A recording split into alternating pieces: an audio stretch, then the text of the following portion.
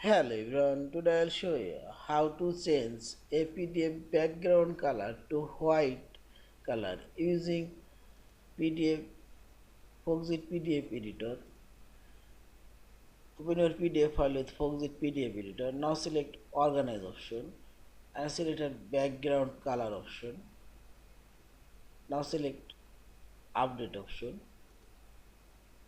and select from color option. Now select this white color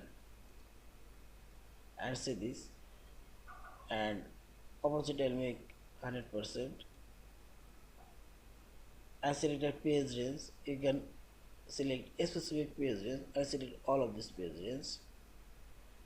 Now finally select OK and select all of these pages background color now white, and finally select this file option, save or save as PDF file.